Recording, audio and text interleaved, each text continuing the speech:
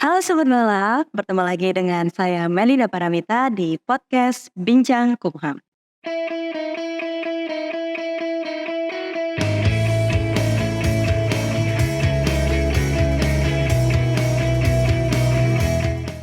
Sobat Balap, hari ini kita kedatangan tamu spesial. Beliau adalah Kasubit Pelayanan Kekayaan Intelektual dari Kantor Wilayah Kementerian Hukum dan HAM Kalimantan Tengah, yaitu Ibu Dr. Laila Rahmawati SHMH. Apa kabar Ibu? Baik, Mita. Udah lama nih ya nggak ngobrol-ngobrol sama Bu Laila. Sekarang dapat kesempatan untuk berbincang di podcast Bijak Kumham. Izin Ibu, sekarang kan Ibu selaku Kasubit Pelayanan Kekayaan Intelektual ya di Kanwil Kemenkumham Kalteng. Boleh sharing nggak sih Bu, apa aja sih ragam kekayaan intelektual yang ada beserta jenis-jenisnya mungkin? Baik, Mita. Halo sahabat balap. Di sini saya akan sedikit berbincang tentang merek ya. Kita mengambil tentang merek karena dalam kekayaan intelektual bermacam-macam ragamnya. Ada paten, ada merek, ada hak cipta, sirkuit terpadu, kemudian ada varietas tanaman dan banyak lagi. Baik, itu aja bermacam-macamnya. Baik, tadi Ibu sempat nyebutin merek ya Bu. Kalau boleh nih kita ngobrol-ngobrol tentang merek.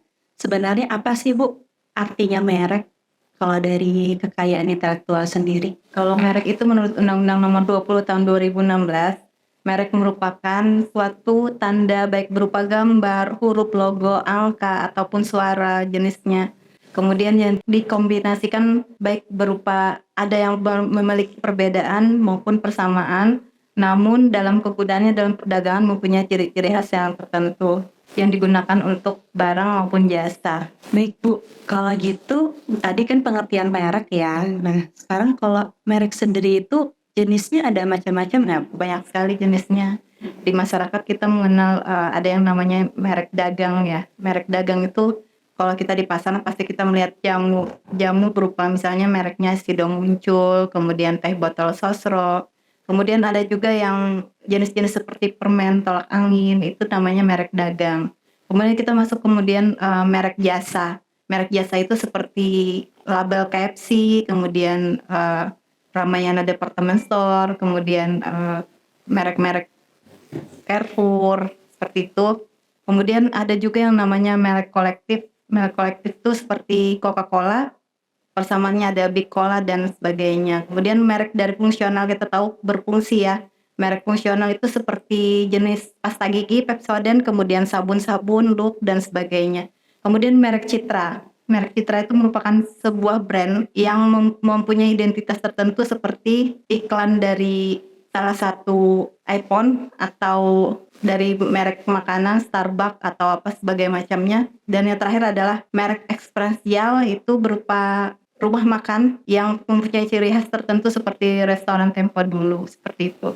Yang bisa digunakan oleh masyarakat. Nanti kalau masyarakat mau mendaftar bisa pilih merek yang bagaimana jenisnya. Ternyata banyak juga ya Bu jenis-jenis merek. Tadi Bu Lela sempat nyebutin ada merek dagang, merek fungsional ya Bu ya, merek Citra dan lain-lain. Nah sebenarnya fungsi merek itu sendiri kenapa sih? Kenapa kita punya produk itu harus ada mereknya? Kenapa ya Bu? Iya, penting sekali karena suatu merek adalah ciri khas tertentu dari suatu barang ataupun jasa yang digunakan dalam perdagangan untuk menjaga keamanan dan kepentingan dari produsen tersebut, kemudian menjamin kualitasnya sendiri. Yang terakhir adalah pembeda antara satu dengan yang lain, makanya merek-merek itu mempunyai pembeda. Oke Bu, tadi sempat dibilang fungsi merek itu sebagai pembeda juga ya Bu. Nah tapi pada hakikatnya sering banget nih Sobat Berharap ya terjadi pelanggaran merek atau pencurian merek. Nah kira-kira apa sih Bu sanksi bagi orang-orang pelaku yang melakukan pelanggaran merek atau pencurian merek tersebut ya? Begini, kalau kita sudah mendaftarkan satu merek dan diciplak atau ditiru atau dipakai oleh orang lain, dan misalnya ini merek obat ya, obat tradisional yang punya merek digunakan oleh orang lain, diciptakan kembali oleh orang lain, dan orang lain tersebut mengakibatkan kerugian, misalnya kerugiannya material dan immaterial. Materialnya bagaimana? Kerugian yang membuat dia berobat ke rumah sakit dan meninggal dunia misalnya. Itu ancaman hukumannya bisa mencapai sampai 20 tahun penjara dan denda 2 miliar. Ternyata Ya. ini bagi pelaku nggak main-main lah ya hukuman ataupun sanksinya.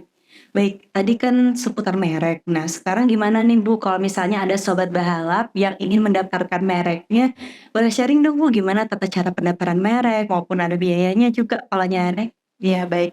Eh, Teman-teman dari umum maupun dari UMKM bisa bergabung bersama mendaftarkan mereknya melalui kantor wilayah Kementerian Hukum dan HAM Kalimantan Tengah. Kami siap melayani. Untuk yang umum pendaftarannya sebesar Rp1.800.000. Untuk yang melewat UMKM itu sebesar Rp500.000 dengan cukup membawa apa yang mau didaftarkan mereknya berupa logo atau tulisan atau simbol-simbol. Kemudian kita akan bantu mendaftarkan lewat DJKI. Wah, nih jadi tadi baru dilupain Bu Laila ya Bu, kalau misalkan ada sobat balap yang ingin mendaftarkan mereknya langsung aja main ke kantor wilayah Kementerian Hukum dan HAM Kalimantan Tengah di Jalan Adonisa.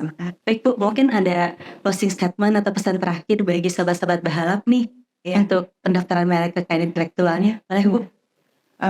Sahabat balap boleh mendaftarkan mereknya ke kantor wilayah Kementerian Hukum dan HAM Kalimantan Tengah dengan syarat-syaratnya selain KTP dan sebagainya, namun diminta tidak melanggar aturan dari pendaftaran yang baik bersifat sara ataupun kesusilaan dan sebagainya. Jadi mereknya harus benar-benar sesuai dengan tujuannya, jangan melanggar hukum begitu. Baik, oke. Terima kasih banyak Bu Laila sudah mau berbagi dengan kita hari ini terkait merek khususnya untuk kekayaan intelektual. Semoga dengan adanya podcast kali ini bisa menambah wawasan ya Sobat Bahalap, pengetahuan kita terkait merek dan juga berbagai jenis kekayaan intelektual yang ada.